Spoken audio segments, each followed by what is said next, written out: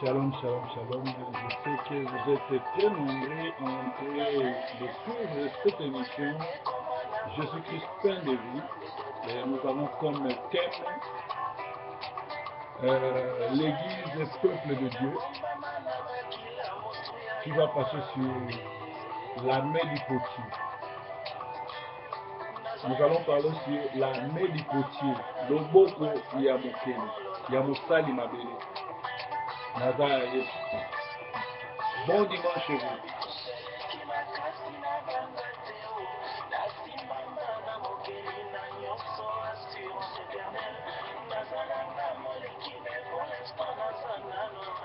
Vous êtes en direct sur www.sentinelerdcongo.com et nous sommes sur internet live www.Softking TV émettant en direct de Toronto au Canada.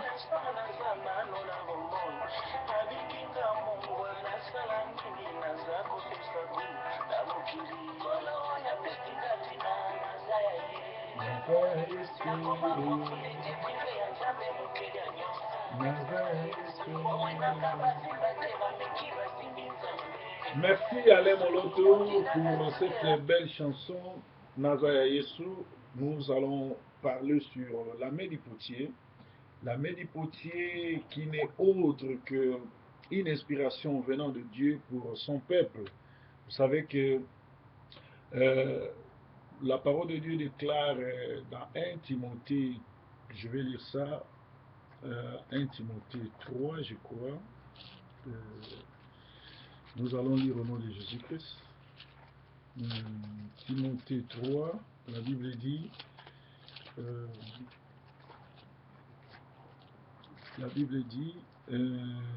nous allons lire ça.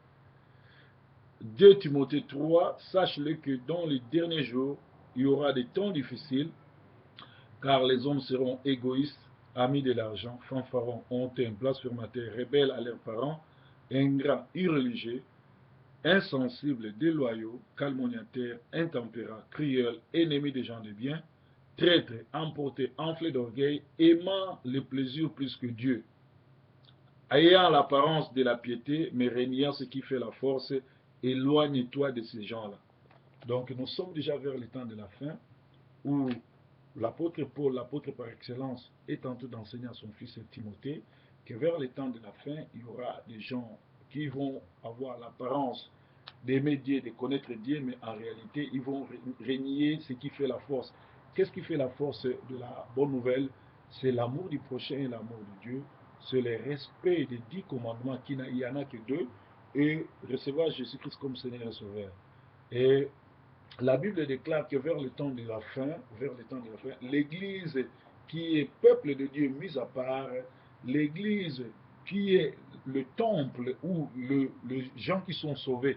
Parce que dans l'Ancien Testament, à l'époque de Jésus, les apôtres amenaient ceux qui étaient sauvés. C'est-à-dire avant que tu sois appelé évangéliste, chrétien, tout et tout, tu passes par les kirdam, on te délivre, on prie pour toi, tu acceptes Jésus-Christ comme Seigneur Sauveur. Aujourd'hui, nous avons des gens qui passent du charlatan au pasteur.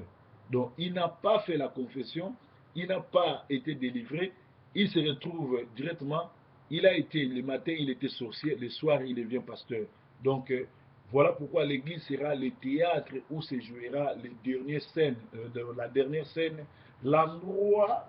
L'Église est aussi un endroit de bénédiction, mais c'est aussi un endroit de malédiction, l'endroit le plus dangereux où le diable viendra lui-même s'asseoir dans l'Église pour barrer la route à ceux qui ont été sauvés, pour barrer la route à d'autres qui veulent être sauvés, à ceux qui veulent aller à l'Église. Donc l'Église est devenue l'endroit le plus dangereux. Quand tu vas à l'Église, il faut faire trop attention parce que Matthieu 24, 15 dit, Dès que vous verrez l'abomination l'abomination de désolation établie en lieu saint, que celui qui lit fasse attention. L'abomination, c'est ce que Daniel avait vu dans Daniel 9, 27. Aujourd'hui, c'est ce que nous vivons dans nos églises, dans nos maisons, dans tout ce que nous faisons, dans ce que nous appelons dénominataires, dans ce que nous appelons centres chrétiens ou quoi. Nous voyons des gens qui vont là-bas pour commettre des bêtises, à tel insigne que même les païens n'ont jamais fait cela. Alors, la parole déclare que quand vous verrez l'abomination des désolations établie en lieu saint, que celui qui lit fasse attention. Le diable est déjà dans l'église, il agit, mais il y a deux choses qui le bloquent. Le mystère de l'iniquité agit déjà. Je suis en train de préparer le mystère de l'Apocalypse. Je crois dimanche prochain, je vais vous en parler. Le mystère de 666 agit déjà. Même sur les habits que nous portons, les t-shirts et tout, il y a déjà la marque de la bête. Je vais vous en parler. Je suis en train de réunir toutes les évidences, c'est-à-dire les preuves pour vous en donner et vous faire part de ce que Dieu m'a donné comme connaissance. Vous allez voir que le diable est déjà dans l'église.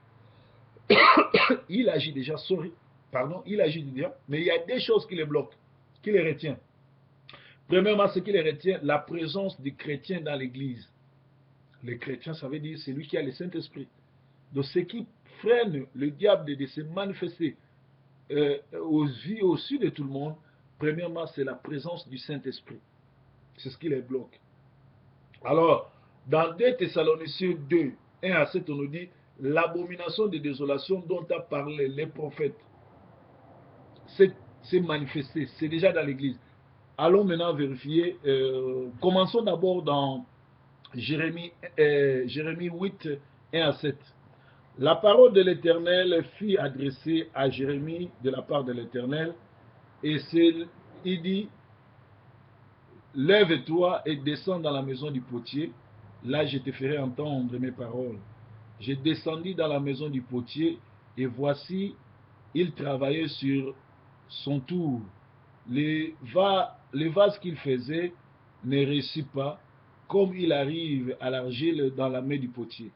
Il en refit un autre vase, tel qu'il trouva bon de le faire. Et la parole de l'Éternel me fit adresser en ces mots, ne puis-je pas agir envers vous comme ces potiers, maison d'Israël, dit l'Éternel. Voici comme l'argile est dans la main du potier, ainsi vous êtes dans ma main, maison d'Israël.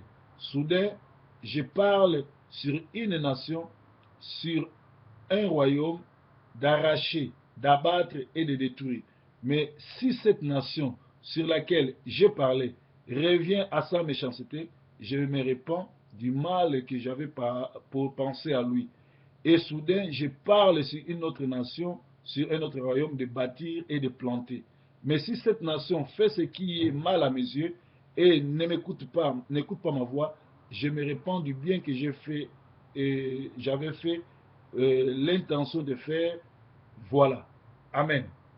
C'est-à-dire, ici, l'Éternel Dieu envoie Jérémie dans la maison du potier pour lui dire que de la même façon que le potier prend la terre pour fabriquer une cruche, pour fabriquer une casserole, pour fabriquer une tasse, de la même façon, Dieu aussi fait. C'est-à-dire, Dieu, dans Ephésiens 4, 11, il a donné les uns comme pasteurs, évangélistes, apôtres, prophètes, docteurs. Tous n'ont pas les dons des miracles. Tous n'ont pas les dons des révélations. Tous ne sont pas les faiseurs de miracles. Mais aujourd'hui, le diable qui est entré dans l'église, je vais vous lire ça dans 2 Thessaloniciens 2, 1 à 7. Nous allons lire ça. 2 Thessaloniciens 2 Thessaloniciens, ok, j'ai trouvé ça. 2 Thessaloniciens 2, nous commençons aux premières, 2 Thessaloniciens 2, 1 à 7. Pour ce qui concerne l'enlèvement de notre Seigneur Jésus-Christ et notre réunion avec lui, nous vous prions, frères, de ne pas vous laisser facilement embraler dans votre bon sens et de ne pas vous laisser troubler soit par quelques inspirations, soit par une parole, soit par une lettre qui semblerait venir de nous, comme si les jours du Seigneur étaient là. Que personne ne vous séduise de quelle manière, car il faut que l'apostasie arrive auparavant. Donc la première des choses pour que l'Esprit du Seigneur, pour que le Seigneur, ce qui précède l'arrivée ou le retour du Seigneur, c'est l'apostasie. L'apostasie n'est autre que l'abandon de la foi. Apostasie, abandon de la foi. C'est-à-dire, cela arrive.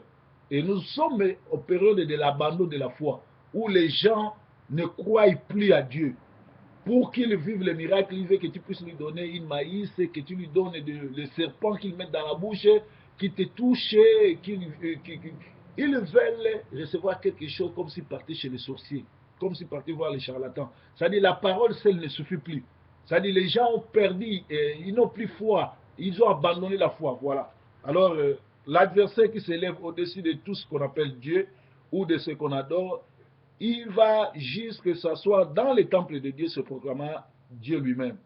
Ne vous souvenez-vous pas que je vous disais ces choses lorsque j'étais avec vous? Et maintenant, ce qui les retient, c'est qu'il apparaisse qu'en son temps, car le mystère de l'iniquité agit déjà. Il faut seulement que ce qui les retient aille disparaître. Donc, c'est ce que je vous ai dit. Le diable est dans l'église, il est parti s'asseoir et se proclamant lui-même Dieu. Comme je vous ai dit tout à l'heure, le Seigneur envoie Jérémie dans la maison du potier pour lui faire voir que le potier, c'est le potier qui décide. S'il prend la terre ne discute pas. La boue ne discute pas avec le potier. La terre est là, soumise, en train de prendre la forme que le potier veut. L'abomination de désolation dont a parlé le prophète, le potier prend l'argile, il fabrique la criche. Mais la criche envoûtée par l'Antichrist qui est dans l'église, c'est lui-même le potier qui est Dieu créateur à tort. Moi je serais bien en devenant une bassine ou une tasse, oubliant que nous sommes le corps et Christ est la tête. Sur les yeux prenait la place de la bouche et que la sauce était pimentée, vous vous rendez compte ce que ça va faire. Écoutez, nous sommes, Christ c'est notre tête, nous sommes les membres de l'église, de ce corps. Alors, imaginez-vous si la bouche qui supporte le piment, alors les yeux venaient dire à la bouche, à partir d'aujourd'hui, toi la bouche, tu vas commencer à voir, et moi les yeux, je vais commencer à manger. Imaginez-vous si on lui donnait la sauce pimentée. Qu'est-ce que les yeux feront? Les yeux vont pleurer, les yeux vont devenir aveugles, et cet homme-là peut aller commettre l'accident parce qu'il ne voit pas. C'est ce qui se fait dans nos églises. Les gens voient que Dieu est appelé comme pasteur, Dieu est appelé comme prophète, c'est paix, et il veut devenir archibishop, et il veut devenir archipape, et il veut devenir, il change de nom, c'est-à-dire ils veulent corriger Dieu. C'est ça la main du potier. C'est ça qui a créé la zizanie dans l'église. Aujourd'hui, tout le monde veut se faire ministre de Dieu puissant. Ils veulent copier les Américains et les Brésiliens. Or, l'évangile ne nous a pas été amené par les Brésiliens, les Américains. L'évangile que nous prêchons, c'est l'évangile qui nous est venu du ciel. Nous avons comme modèle que Seigneur Jésus-Christ. Celui qui est venu vivre sur la terre 33 ans, il est mort, ressuscité après 3 jours. C'est lui qui est notre modèle. Aujourd'hui, il y a des gens qui ne veulent plus copier Dieu, qui ne veulent plus copier Jésus. Ils veulent prendre le modèle comme les Américains. Or, ces gens-là travaillent avec l'onction satanique. Ils sont allés toucher aux fétiches. Ils sont allés toucher au gris-gris. Voilà pourquoi Dieu commence à exposer leurs bêtises. La plupart des gens qui parlent sur le miracle, qui parlent sur les guérisons, ces gens-là ont abandonné la vraie foi. Ils ont touché au gris-gris. Ils ont touché au fétiche. Nous avons, comment les connaître? Comment connaître que vous êtes dans un faux? Vous suivez un faux pasteur, une fausse église. Vous allez voir que le pasteur ne fait plus attention à la parole. Mais il passe beaucoup de temps à demander l'argent et à faire tomber les gens. Et le pasteur, il est à l'église, il se fait passer comme un père. Il vous prend comme si c'était une grande famille dont lui, il est le père. Tout passe par lui. Et tu vas voir que tout autour de lui, il est en train d'encourager les faux. Tous ceux qui sont à sa ceinture, faire de bêtises, peuvent aller toucher les femmes d'autrui, voler tout, ils sont protégés. Et dès qu'une personne qui n'est pas de sa ceinture essaie de faire du mal, c'est toute l'église qui est au courant. Il alerte toute l'église. Et le pasteur comme ça, il viendra vous exposer des problèmes d'argent, acheter la salle, lui acheter les vêtements, lui acheter les chaussures, lui acheter la voiture, les billets de voyage. Il amènera tout le temps dans vos vies l'argent, les miracles, l'argent, les miracles, l'argent. Il ne parlera plus sur le péché, il ne parlera plus sur la repentance, il ne parlera même plus sur l'enlèvement, plus sur le Seigneur Jésus. C'est-à-dire, lui prend la place de Dieu. Donc, sachez que vous êtes déjà dans l'église d'un faux potier, un faux pasteur. L'église de l'abomination. Alléluia. Alléluia. C'est-à-dire que Dieu nous a appelés pasteurs. Tu te dis, tu es appelé, je vais me nommer prophète, archibishop, je vais me nommer cela, ceci, cela, parce que cela est mauvais.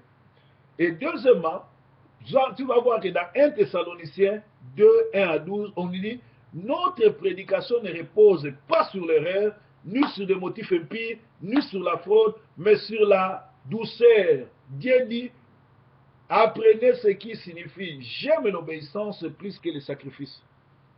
Alléluia.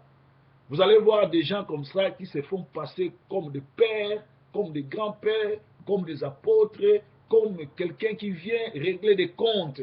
Il ne vient pas chercher à vous sauver, il ne vient pas chercher à vous faire entrer dans les paradis, mais il vient vous exposer. C'est-à-dire, vous étiez OK, vous rentrez à l'église, vous sortez KO.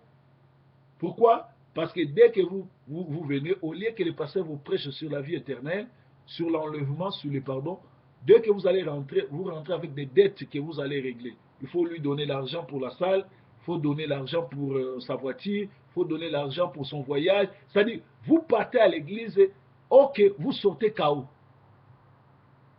Moi, je sais que Luambo Makiadi, un grand musicien congolais qui nous a quittés, il disait les gens entrent, OK, ils sortent KO. Alors, aujourd'hui encore, le style de Luambo Makiadi est dans les églises, les gens qui viennent avec joie, qui viennent avec des cris d'allégresse, dès qu'ils écoutent la prédication, ils entrent à la maison fâchés, ils rentrent à la maison KO, ils entrent dans la maison découragés parce qu'on les a maltraités, on les maltraite parce qu'on est en train de les humilier, on est en train de leur faire passer le temps, on est en train de leur faire souffrir. C'est comme si le pasteur ne veut pas de lui. Donc pour que tu sois dans la ceinture du pasteur, il faut que tu amènes beaucoup d'argent. Le témoignage, on ne fait parler que de l'argent, de l'argent, de l'argent et de faux témoignages. Écoutez, dans la Bible, le Seigneur Jésus-Christ, c'est lui qui faisait des miracles. Le Seigneur aimait les miracles. Sa vie de Dieu, c'était les miracles. Mais quand les gens qui faisaient les miracles sont venus voir le Seigneur, qu'est-ce qu'il a répondu? Il a dit, je ne vous ai jamais connu. Parce qu'actuellement, il y a des gens qui font les miracles sous l'envoûtement, sous l'onction diabolique. Voilà pourquoi Matthieu 24, 15 dit, dès que vous verrez l'abomination dont a parlé le prophète établi dans les lieux saints, que celui qui lit fasse attention. Quelle est l'abomination que le prophète parlait? C'est introduire le Dieu Baal dans l'église.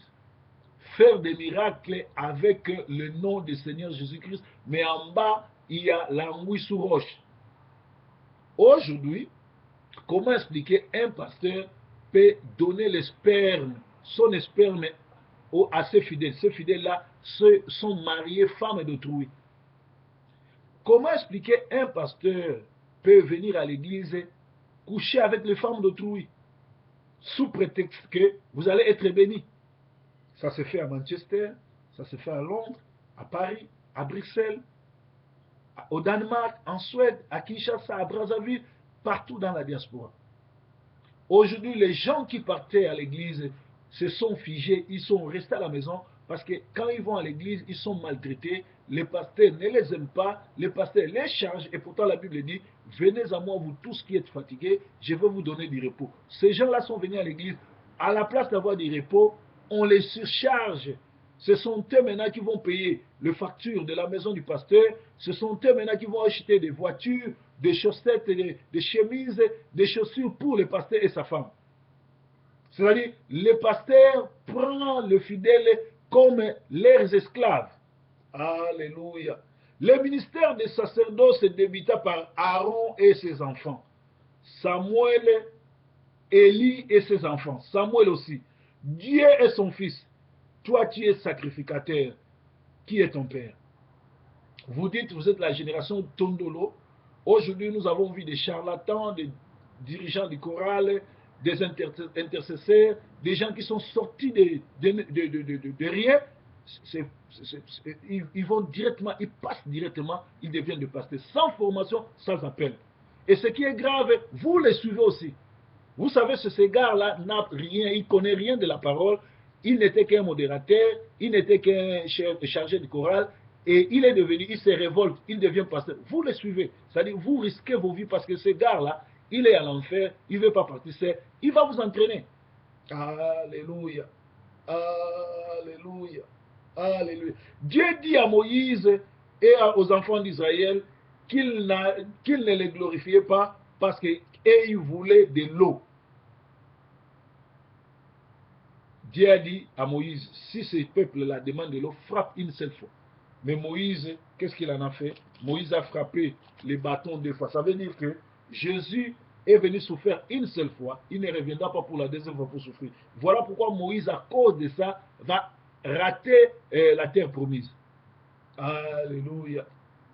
Ouza voulait aider Dieu. L'arche de l'alliance partait pour tomber. Mais quand Ouza a voulu freiner cela, il a été foudroyé. On n'aide pas l'œuvre de Dieu. Ce n'est pas le pasteur qui est mort pour l'église. Aucun pasteur ne mourra pour l'église. Bien-aimé, contente-toi du nombre de gens qui te suivent, qu'ils soient 2 ou 3 personnes. Contente-toi. Souvenez-vous qu'un grand prédicateur du ciel, de la terre, celui qui a été parmi les grands prédicateurs de la terre, Noé, il a prêché 100 ans pour ne gagner que 8 personnes. Comment Dieu lui-même, qui est au-dessus de tous les féticheurs, Dieu est le chef, Dieu est le tout-puissant, c'est-à-dire, à part Dieu, en dessous de Dieu, il n'y a rien. Toi, tu veux servir Dieu, tu vas aller prendre le fétiche chez le marabout au Nigeria, et puis en Sierra Leone, peut-être à Dakar ou à Lomé, ou au Togo. Tu veux servir Dieu avec le fétiche. Tu veux servir Dieu avec les gris-gris. Mais ça, c'est crucifier Jésus pour la deuxième fois. Voilà pourquoi il y a ce qu'on appelle les kabod, la gloire de Dieu bannie. Voilà pourquoi il y a malédiction. Parce que vous suivez les charlatans. Vous suivez les gens qui ont amené les faits étrangers. Et souvenez-vous que les enfants d'Aaron, quand ils ont amené les faits étrangers dans l'œuvre de Dieu, dans le temple, ils ont été foudroyés. On n'aide pas Dieu. Contente-toi des nombres de gens qui viennent. Dieu est souverain, c'est lui le chef de l'église. C'est lui qui cherche les gens à être sauvés. Dieu a dit, mes brebis entendront ma parole et me suivront. Alors si ces gens-là ne sont pas de la bergerie de Dieu, s'ils ne sont pas les bergers de Dieu, pourquoi tu cherches à ce qu'ils te suivent? Quand Jean-Baptiste a commencé le ministère, allez lire ça dans Matthieu 3, 7, vous allez voir que Jean a remarqué que ceux qui le suivaient, c'était les pharisiens et les sadducéens. Il les a chassés. Ça veut dire que quand vous commencez une église, tous ceux qui viennent là ne sont pas de Dieu. Tous ceux qui viennent là ne sont pas avec vous. Ne cherchez pas à ce que tout le monde vienne. Cherchez à ce que ceux qui sont appelés, ceux qui vont être sauvés. Parce que dans les temps des apôtres, les apôtres appelés amenaient ceux qui étaient sauvés dans l'église. Alléluia. Les dieux d'Abraham, les dieux d'Isaac et les souverains. C'est lui qui aide, c'est lui qui sauve. Dieu nous a appelés pour que nous héritons les royaumes des cieux. Dieu ne nous a pas appelés pour que nous devenions grands, nous achetons des chaînes de télévision, nous achetons de belles voitures, nous traînions plus de 15 000, 50 000 personnes. Non, non, non. Le jour où nous allons mourir. Nous allons rendre compte quand le Seigneur viendra. Il va vous poser des questions sur tout ce que vous avez gagné comme disciples, tout ce qui vous suivait, combien ont donné leur vie au Seigneur. Bien-aimés, que cette parole vous bénisse. Il ne faut pas regretter le nombre de gens qui viennent chez vous. Il ne faut pas regretter parce que tu as 2 membres, qu'à côté, il y a quelqu'un qui a 500, 7000, 10 000. Il a ces 10 000 personnes. Combien seront sauvés si le Seigneur venait? Vous qui parlez sur le nombre de gens qui vous suivent, essayez de nous dire combien sont sauvés. Combien vous amenez dans le royaume? Alléluia. Nous sommes au temps de la fin. Nous sommes au temps où le potier doit respecter la boue ou la terre doit respecter la forme que le potier veut lui donner. C'est le potier qui va te fabriquer. C'est le Seigneur qui t'a appelé. D'ailleurs, le Seigneur a dit, vous tous, c'est moi qui vous ai choisi. Personne ne m'a choisi. C'est Dieu qui choisit. C'est Dieu qui donne le ministère. C'est toi qui bénis. Il ne faut pas chercher à influencer Dieu. Il faut chercher à être avec Dieu. Il faut chercher à travailler avec Dieu. Parce que Dieu est souverain. Dieu est merveilleux. Dieu est avec nous. Dieu nous bénit. Tu ne peux pas chercher à influencer Dieu. Tu ne peux pas chercher à amener, à entraîner des gens en allant toucher aux fétiches. Aujourd'hui, c'est connu. Dieu est en train de rejeter, est en train de prouver le service des autres. Les églises fermées, la sorcellerie qui se fait voir. À Manchester, il y a des pasteurs, depuis qu'ils sont partis voir ou aller à Kinshasa, à Manchester, en rentrant ici, ils sont devenus des charlatans. Il faut tomber les gens du matin au soir. Ils n'ont pas la parole de révélation. Ils n'ont pas la parole qui sort, mais ils sont devenus des gourous, des chefs spirituels, ceux qui trônent, ceux qui demandent l'argent.